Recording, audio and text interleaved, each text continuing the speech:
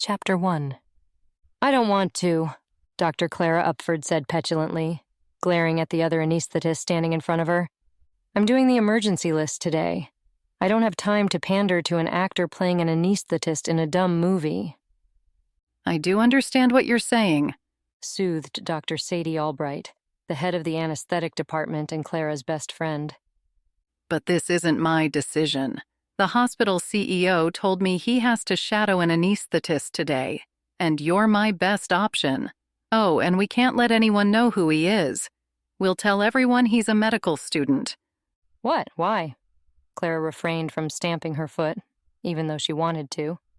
She had a busy day ahead of her and didn't have the time or the energy to babysit someone. Do you want to start a stampede? Sadie said tightly. A lot of people would flock to him if they knew he was here. I've been told he needs to experience a normal workday with an anesthetist, not spend it being gawked at. Clara glowered at Sadie and grumbled, "Right, I'm off to look at the allocations. There must be a better option."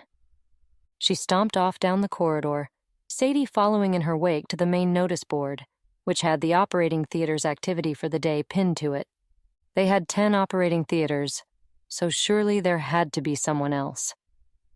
Jabbing the top of the allocation list with her finger, Clara grimaced as she ran her eyes down it. She huffed when she got to the bottom, coming to the same conclusion that Sadie had. The choice on the board was 4 doctors close to retirement, who, while safe, were hardly dynamic and would never teach, only make the actor stand in the corner as far away from the patient as possible. Then there was another one, who was just a bit, Clara didn't want to say dangerous, but he would show their profession in a less than ideal light. Actually, maybe he was dangerous, and now always had a registrar babysitting him. The crowning moment of his career had been the time a patient had an allergic reaction, and he had come dashing out of the operating theater demanding that they send for a doctor. A nurse had managed to waylay him before he got very far from his theater, and sent him straight back inside, pointing out that he was the doctor, and he needed to go and fix it. The nurse had, however, put an emergency call out, and the cavalry did arrive in the form of some very competent other anesthetists. "What about Gemma? She'd love to do it," Clara said, poking her finger at Dr. Gemma Smith, who was doing a list, which when she looked harder, she realized was totally inappropriate. "Oh, she's doing gynecology? I'm sure that would be fine." Her voice sounded a bit doubtful. Sadie lifted an eyebrow and didn't say anything. "Yeah, okay. That's not fine. The women would need to consent to have him in the room, and he's a secret," Clara said, using her fingers to put commas around the word secret. Clara opened her mouth to speak, but Sadie cut her off. And don't even think about saying Dolores, because I am not having a sexual harassment suit on my hands. Sadie crossed her arms and scowled at her friend. "She's not that bad." Clara cringed even as she said it. Really? You do remember that she can't have any male anesthetic nurses in theater with her, as she tends to stand a little bit too close to them? Do you recall the situation with Johnny? Sadie made grabby hand motions in the air. Clara squeezed her eyes shut as she did remember the situation with Johnny. And it hadn't been ideal. Actually, it had been terrible. And she knew for a fact that if Dolores had been a man rather than a 4'9" dainty woman, there was no way she would have a job in the hospital anymore. And it was likely she would no longer be practicing medicine. "At least the hospital bought us elasticated waist scrubs to replace the drawstring ones," Clara mumbled. The old scrub trousers tied up at the sides with a string, which occasionally came untied, meaning you lost your trousers at very inopportune times. It also left a nice gap in the material where your underwear was on view, and a bit of your thigh. It didn't matter if you wore your scrub tops untucked as it covered the hole, but there was a large proportion of men, especially surgeons, who insisted on tucking in their scrub tops, which meant Clara could tell you with great authority which of them preferred boxers, briefs, or any assortment of underpants.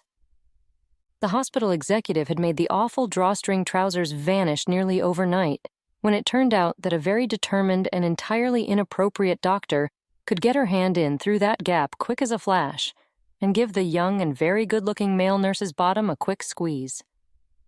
How does she still have a job? Clara had been shocked when nothing much had come of Dolores's bad behavior. Sadie sighed. You know why. Because her family has a lot of money and paid a very, very good lawyer to make it all go away. And you think it would be a good idea to put an A-list actor in her theater and expect him to come out unscathed? Fine. I'll look after him, Clara groaned loudly in resignation. It was going to be a long day. Thank you. Sadie smiled brightly as her best friend huffed. Yeah. Send him my way when he arrives. Clara flicked a hand in Sadie's direction and stomped off back to her theater. He'll be here in an hour. I'll bring him to you, Sadie called merrily. She erupted into laughter when Clara lifted her right hand and gave her the finger over her shoulder. You love me, really? She yelled after her friend, earning her a second bird from Clara's left hand. I do, but you don't have to be so smug about it, Clara growled as she reached out to yank the door of her anesthetic bay open. Use the button, don't break that stupid door again, Sadie shouted. Clara froze and muttered to herself, stupid bloody doors, load of crap automatic system. That's why you shouldn't get the cheapest bidder to build the hospital. Then, she dutifully pressed the button and waited for the automatic doors to open before she stomped inside. I've sent for the first patient. Her anesthetic nurse, Lauren, greeted her cheerfully. Thanks. What's the list looking like? Clara shook herself out of her bad mood. She didn't want to take it out on her nurse, as it wasn't her fault. Farrell, Lauren said, pushing the list of patients currently booked in the emergency theater towards Clara. 4 appendices. 4? What the hell have the surgeons been doing? Advertising on the street? Clara glared down at the list of work that would take at least 16 hours. Why did this always happen when she was on call? And knowing her luck, a stack more cases would get booked as the day progressed. She hated days like this. It was bad enough anesthetizing the ever-changing and never-ending emergency list when you knew you were going to leave at 6. When you were on call, it meant it was your problem until 6, but unfortunately not 6 p.m. It was your responsibility until 6 the next morning. Yeah, and 3 lap colis? Lauren's finger moved down the list. For fuck's sake. Nope, they can go on the ASU list this ARVO. Can you let the nurse in charge know I said to move them? Clara carried on scanning the list, breaking into laughter when she saw a note by one of the patients. Surgeon requests a 1 o'clock start? Really? Yeah. Evidently, they're arriving in the hospital at 1 and would like to get it done before they start their afternoon clinic. Lauren chuckled. I'll take that under advisement and tell the people with appendicitis that some moron got punched in the nose, so they'll have to wait with their bursting appendix while the ENT surgeons straighten out the moron's nose and make them beautiful again, Clara said sarcastically. They claimed they'd be quick, 20 minutes tops, Lauren offered. Of course they did. But is that surgical time or real time? Clara quirked an eyebrow. The surgeons always amused her with their woefully inaccurate estimations of time. Well, if she didn't choose to find them amusing, she would be tempted to throw some punches herself. Always surgical time. What's the equation again? Lauren chortled, as it was a conversation they'd had many, many times before. Right. It's the time the surgeon tells you they'll take to do the operation multiplied by 2, plus a fudge factor of 30 minutes if they let the most junior doctor suture, Clara supplied. That's the one. Scientifically proven.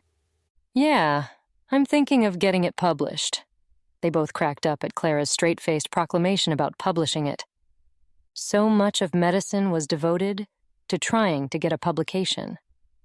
However pointless it was, so you got some extra points on your CV and were more likely to get your next job. There were so many hoops for the junior doctors to jump through that Clara thanked the stars every day that she was a consultant and done with all that crap. Speaking of time, Clara checked her phone. Have you seen the anesthetic, Reg?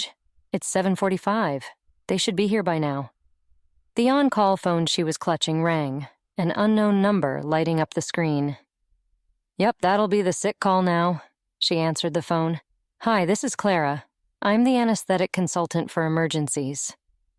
Hi, Clara, it's Betty. Clara nodded to Lauren as soon as she heard their department secretary's voice. She knew what was about to be said. Hi, Betty. How are you going? What's up? Yeah, I've had about 1 million sick calls. Yeah. I'm guessing I don't have a registrar today? Clara rolled her eyes. The junior doctors were flogged, so she was never surprised they got sick more frequently than she did. No, sorry. What about after hours? I'm on call tonight and don't fancy working on my own for 15 hours until the night shift arrives.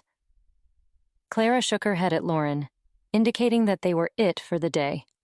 I'm working on it. Leave it with me and I'll get back to you. Betty was incredibly competent and kept the whole department running. If she couldn't sort out the staffing problem, it couldn't be sorted. Thanks, Betty. How was your weekend? Did you go away in the caravan? They always talked about camping. It was something they both loved. Yeah, it was brilliant. The weather was perfect and the campsite was right next to the beach. That sounds amazing. I'll have to get the name from you, although I'm not sure when I'll next get to go. Clara swallowed the lump that had formed in her throat at the reminder that she wasn't part of a couple. A fun camping trip was hard to organize when you were 35, and all your friends were married and having children.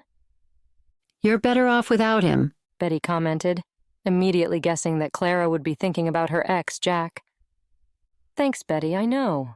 Right. I have to go and do some work. I'll talk to you later. Clara looked down again at the list of patients and suppressed a sigh.